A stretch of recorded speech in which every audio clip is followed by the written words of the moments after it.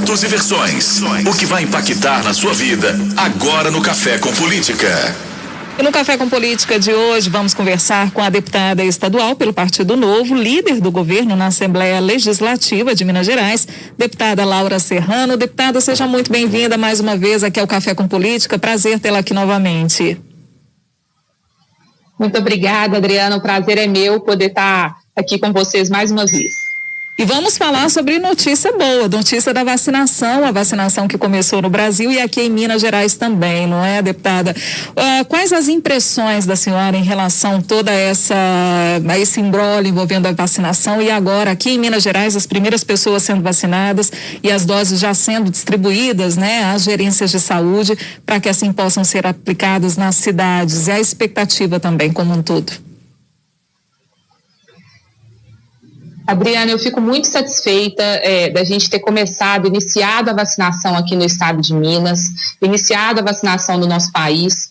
Hoje, a gente sabe que o caminho mais efetivo que a gente tem para salvar vidas, para recuperar empregos e, inclusive, para que a gente possa retomar as nossas vidas normais é através da vacinação. Então, fico realmente muito satisfeita em ver que toda a preparação que foi realizada pelo governo de Minas, em termos de logística, de distribuição de insumos, para que quando essas vacinas fossem recebidas por Minas, através do Plano Nacional de Imunizações, a gente conseguisse fazer essa distribuição da forma mais eficaz, mais eficiente possível. Inclusive, hoje, até o final do dia, todas as regionais de saúde do estado, ou seja, todas as regiões do estado irão receber as primeiras vacinas desse primeiro lote que chegou ontem aqui no aeroporto de Confins, para poder vacinar o primeiro grupo prioritário, então mostrando que planejamento, eficiência fazem a diferença para salvar vidas. A gente tem seringas suficientes, nós temos as câmaras frias, geladeiras suficientes para poder armazenar as vacinas. A frota aérea do estado foi disponibilizada e dedicada para fazer essa distribuição de forma muito rápida, para que a gente possa ter, num tempo muito curto e de forma mais eficaz e mais eficiente, a nossa população vacinada. Deputada, a senhora destacou aí, bom dia primeiro, né? A senhora destacou o fato de Minas ter seringas e câmaras frias suficientes, a vacinação aqui, à medida em que as doses forem chegando, a gente tem uma expectativa de que ela ocorra com celeridade, com rapidez, até porque realmente deu para notar que o governo trabalhou para se preparou para esse momento da vacinação. Eu queria que a senhora falasse das suas impressões sobre o cenário federal que a gente tem. No que o trabalho feito em Minas, por exemplo, se diferenciou do trabalho que foi feito no plano federal e até dessas dificuldades todas que a gente enfrentou até que a vacina realmente chegasse ao povo, chegasse às pessoas? Bom, Rodrigo, um primeiro ponto importante é a gente destacar e esclarecer quais que são os papéis de cada um dos entes federativos nesse processo da vacinação, não só no combate à pandemia da Covid-19, mas em termos de vacinação em geral e imunização da população. Pela nossa Constituição, o governo federal, é a União que tem a competência para poder estabelecer o Plano Nacional de Imunizações e que é responsável pela aquisição das doses de vacina e da distribuição para os estados. Cabe aos estados, então, ao governo de Minas, aos governos dos demais estados, pela competência constitucional que é dada, realizar toda a preparação logística e de insumos necessários e de distribuição dessas vacinas para os municípios. E é isso que foi feito com muita maestria, mas que eu digo, na verdade, utilizando ferramentas de gestão para que a gente pudesse chegar nesse resultado tão positivo para os mineiros, para que a gente tivesse essa logística bem realizada, os insumos preparados. Então, Minas Gerais comprou com muita antecedência as seringas, ao entender que a competência, né, do Estado nesse processo todo de vacinação seria de garantir os insumos, as seringas, garantir o armazenamento dessas doses. Então, para isso, as câmaras frias. Tudo isso foi feito com muita antecedência, com muito planejamento, sempre pensando nos mineiros em primeiro lugar. E a própria logística, disponibilizar toda a frota de aeronaves para poder fazer essa distribuição de forma muito célere. Então, isso compete aos estados. E aos municípios compete justamente a aplicação das vacinas, né, utilizando sua infraestrutura de postos de saúde, o pessoal, os profissionais de saúde, para que essa vacinação seja realizada. Então, eu acho que o grande diferencial que a gente tem hoje de atuação do governo de Minas é a compreensão de como o Estado deve atuar em todo esse contexto e se preparar de forma muito planejada e muito técnica para que a sua responsabilidade, que é disponibilizar insumos, preparar a logística, realizar todo o planejamento de distribuição, fosse feito da melhor forma possível. Então, acho que isso vai garantir à nossa população que ela tenha acesso a essa vacinação, assim que as doses forem sendo disponibilizadas através do Plano Nacional de Imunização, com certeza os mineiros receberão essas doses em seus municípios para poderem ser vacinados conforme os grupos priorização do Plano Nacional de Imunização. Então, inclusive, nesse primeiro momento, sim. Pois não, posso concluir, deputado. Nesse primeiro momento, só para esclarecer, a gente tem então a vacinação dos profissionais da saúde na linha de frente ao combate ao coronavírus. Então, aí a gente vai conseguir, nessa primeira remessa, nós recebemos mais de 577 mil doses, nós vamos conseguir imunizar cerca de 275 mil pessoas, os profissionais de saúde na linha de frente do combate, que corresponde a cerca de 1/3 dos profissionais de saúde que a gente tem hoje no estado. Nós temos também nesse primeiro grupo os idosos com mais de 60 anos institucionalizados, que são aqueles que estão em instituições de longa permanência, asilos, hospitais. Nós também iremos vacinar as pessoas com deficiência institucionalizadas e os indígenas, habitantes de terras demarcadas indígenas no nosso estado. E aí é importante só citar esse ponto que nós recebemos pouco mais de 577 mil doses, e mais de 275 mil pessoas serão imunizadas, porque é importante que a gente garanta para essas mesmas pessoas a segunda dose, porque é muito mais eficaz, a gente garante a eficácia da vacina e a imunização com as duas doses.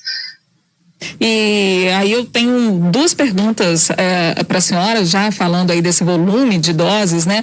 É a grande preocupação se a gente vai ter quando a gente vai ter mais doses disponibilizadas para a gente dar continuidade, né, a essa campanha de vacinação. E a senhora citou aí a questão dos grupos prioritários, né, nesse primeiro momento, profissionais da saúde, enfim, pessoas institucionalizadas, maiores de 60 anos, mas também há uma pressão muito grande, por exemplo, para os professores serem vacinados e aí condicionando o retorno às aulas.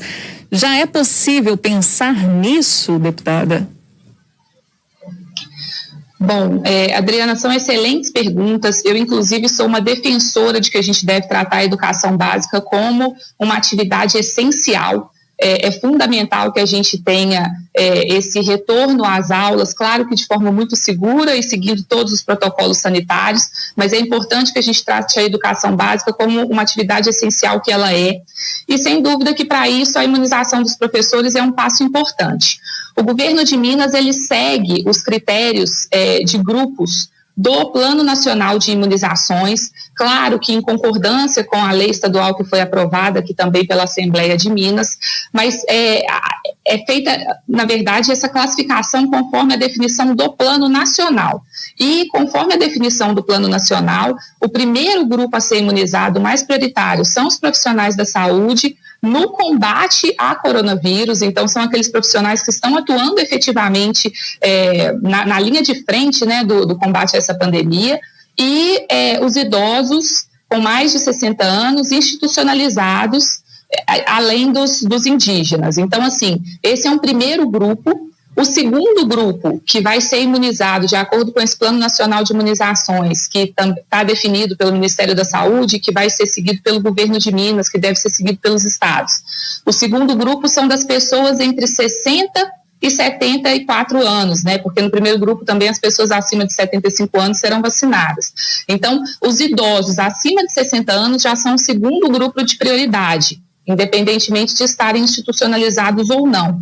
O terceiro grupo são as pessoas com comorbidades. Então, são aquelas pessoas mais jovens, mas que tenham comorbidades que possam levar a estados mais graves da doença, caso sejam contaminados pela Covid-19. Então, esses são os 3 primeiros grupos mais prioritários. O 4º grupo, que é estabelecido, ele engloba uma série de profissionais, e aí é onde entram os professores. A gente tem os professores, os profissionais da segurança, profissionais de transporte, as pessoas privadas de liberdade. A gente tem uma série, mas nesse 4º grupo ainda não há uma ordem de priorização ou uma categorização.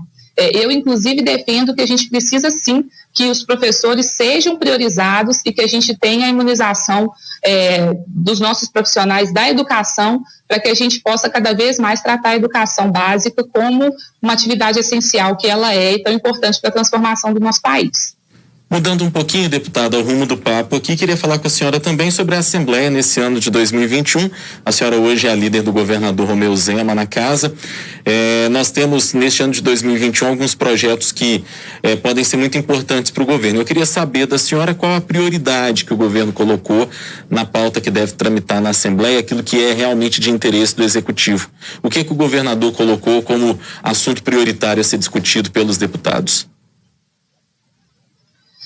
Bom, Rodrigo, os assuntos mais importantes que a gente tem hoje para serem discutidos em Minas, no Legislativo Estadual, em parceria, em conjunto, de forma harmônica também com o Executivo, são justamente as reformas estruturais que são importantes para que a gente possa levar o nosso Estado para o patamar que ele merece, garantindo a melhoria da qualidade de vida da população. Então, a gente tem uma série de projetos importantes, mas sem dúvida, como eu disse, as reformas estruturais são aquelas que vão gerar resultados mais significativos, não só no curto prazo, mas no longo prazo também. Aí a gente entra uma série de questões importantes, inclusive a gente tem, por exemplo, as privatizações. Um exemplo que a gente tem mais evidente agora é a privatização da Codemig. É importante que a gente tenha essa melhor gestão dessas empresas hoje que prestam serviços essenciais para a população, que são estatais, mas que poderiam estar prestando um serviço de maior qualidade para a população mineira, inclusive com maior abrangência, no momento em que a gente tivesse aí uma gestão mais focada, de fato, na prestação dos serviços, né? Então, essa é uma pauta importante. A gente tem outros projetos importantes também, a serem analisados nesse próximo ano. A gente tem um projeto que também vai beneficiar os mineiros, como é o caso da nota fiscal mineira, que vai garantir que as pessoas, né, possam receber descontos aí nos impostos a partir do momento que elas tenham essas notas fiscais. A exemplo um pouco do que acontece já em outros estados. Então, a gente tem uma série de projetos importantes. Mas, mais uma vez, acho que o foco esse ano vão ser nas reformas estruturais que a gente precisa para, de fato, trazer mudanças importantes para o nosso Estado e definitivas, mais duradouras. E vai ter expediente para isso? Vai ter disposição também dos parlamentares para discutir essas reformas? Digo isso porque as eleições em 2022 estão aí, né, deputada? Sim, entendo perfeitamente o ponto que foi levantado, Adriana, mas é importante a gente lembrar que o foco da política não são as eleições, né? O foco da política e da boa política é a gente gerar os melhores resultados possíveis para a nossa população e para os mineiros. Eu tenho certeza que essa relação harmônica e independente entre poderes é fundamental para que a gente chegue nesses melhores resultados para a nossa população, e espero que a gente vai ter uma sensibilidade da Assembleia para perceber a necessidade de que pautas importantes sejam analisadas nesse momento, para que a gente possa cada vez mais gerar resultados hoje, né? Não ficar só esperando também as próximas eleições ou as próximas ações políticas aí que vão acontecer. O nosso foco é Minas, o nosso foco são os mineiros. Hora do bate-pronto. No Café com Política, hora do bate-pronto. Deputada, a senhora já esteve conosco aqui em outras oportunidades, conhece bem o quadro, são perguntas objetivas e respostas também objetivas, um ping-pong, combinado? Combinado. Para começar então, deputada, a vacinação em Minas. É o caminho mais efetivo hoje para salvar vidas, recuperar empregos e voltar à normalidade. Minas Consciente. Minas Consciente é um programa técnico que busca segurança e visa cada vez mais a saúde da população, mas retomando a economia, garantindo empregos. Estado pós-pandemia. É um estado desafiador, mas que já vem sendo preparado. Só em 2020 foram mais de 32 bilhões de reais em investimentos, o que significa a criação de quase 20 mil empregos diretos. Prioridade do governo em 2021 na Assembleia. Reformas estruturais para trazer os melhores resultados para os mineiros. O seu maior desafio como líder de governo neste ano? Acho que o maior desafio é a gente conseguir atuar de forma conjunta para que a gente tenha aí o melhor diálogo possível entre executivo e legislativo, sempre focando nos mineiros e fazendo isso da forma mais sábia e mais correta. É um desafio muito bom. Governador Romeu Zema.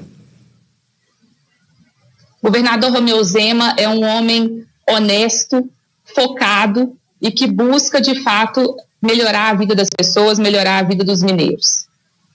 Deputada estadual Laura Serrano, do Partido Novo, líder do governador Romeu Zema na Assembleia Legislativa, é a nossa convidada de hoje aqui no Café com Política. Deputada, muito obrigado pela entrevista, bom trabalho para a senhora nesse ano de 2021. Eu que agradeço, é sempre um prazer e muito obrigada também pelo trabalho que vocês realizam, que é fundamental levar informação de qualidade para as pessoas. Obrigada, deputada. Um ótimo dia. Agora 8h58. Hora dos destaques de hoje, aqui do Super N. Foi dada largada em Minas Gerais. Os 5 primeiros mineiros já receberam vacina contra a Covid-19 e os imunizantes seguem para as 28 regionais de saúde no estado. Prefeitos e governadores recebem doses e dão início à campanha vacinando idosos, profissionais de saúde e líderes indígenas. Em Belo Horizonte, campanha de vacinação de profissionais da saúde vai ser em média 4 vezes menor que a meta nacional, com as primeiras doses da vacina. Ministro da Saúde, Eduardo Pazuello, diz que jamais elaborou protocolo ou estimulou o uso de qualquer medicamento contra a Covid-19. Segundo ele, a defesa do governo é pelo atendimento precoce. Justiça Mineira determina a reabertura do comércio não essencial em Belo Horizonte, pedido feito pelo deputado estadual Bruno Engler, que se candidatou em 2020 à prefeitura. E no Café com Política, ouvimos agora há pouco a deputada estadual Laura Serrano, do Partido Novo, líder do governador Romeu Zema na Assembleia. Ela destacou o início da vacinação no estado, afirmando que esse é o caminho mais efetivo para salvar vidas e empregos. Enalteceu o trabalho do governo de Minas para alocação e distribuição dos imunizantes. Afirmou que Minas tem seringas e câmaras frias suficientes para todo o estado. Ela destacou ainda que Minas utilizou ferramentas de gestão para distribuir e garantir os insumos, como as seringas, por exemplo. A deputada ainda destacou o planejamento e a antecipação, que segundo ela foram fatores importantes para que o estado não passe dificuldades com os insumos. A deputada lembrou que nesta primeira etapa, o governo está garantindo que as pessoas que tomarem a vacina tomem também a segunda dose e defendeu que a educação básica seja tratada como essencial para uma volta às aulas segura. Para isso, os professores deveriam ser vacinados, na opinião da deputada Laura Serrano, mas ela lembrou que os grupos prioritários são definidos pelo Plano Nacional de Imunização. Sobre o ritmo dos trabalhos em 2021 na Assembleia Legislativa, ela afirmou que a casa precisa discutir como prioridade as reformas estruturais do Estado e que as privatizações também estão na lista do governo, a começar pela Codemig, a Companhia de Desenvolvimento do Estado. Ela também afirmou que o governo quer dar descontos em impostos a quem solicitar a nota fiscal, que seria a nota fiscal mineira, a exemplo do que já ocorre em outros estados da federação.